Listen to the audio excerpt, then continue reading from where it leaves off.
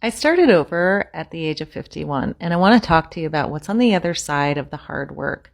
At the age of 51, I left my country, my new home, my dream apartment that we had just renovated. I'd lived in it for 3 months with my husband, and I left my relationship. I left with one suitcase.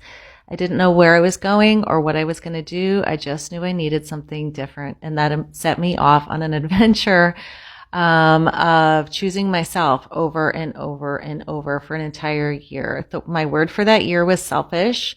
And I decided that I was going to be selfish for an entire year because I'd spent my whole fucking life being selfless, good girl, people pleaser, putting everyone else before myself, abandoning myself, and that wasn't working.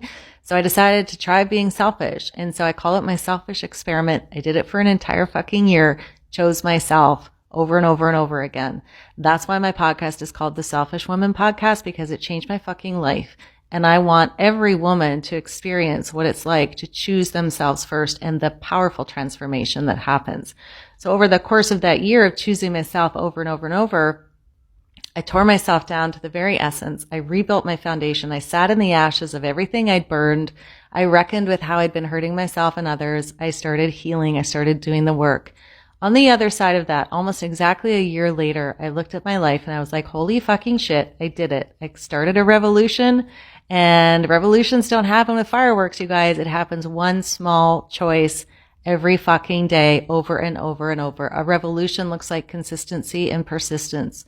A revolution looks like choosing yourself over and over and over, even when it's scary, even when it's hard, even when you can't see the outcome. But what's on the other side is freedom.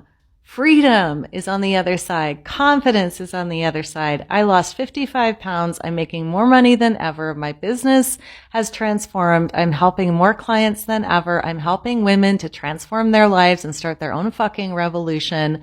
What's on the other side? Happiness, health, better relationships with my children. I have way better friendships. I'm standing on my own 2 feet. I am so proud of what I've built, and I fucking love my life. My home is safe. I got to pick out all my own furniture. And I love it. I walk in the door and I feel so grateful I cry.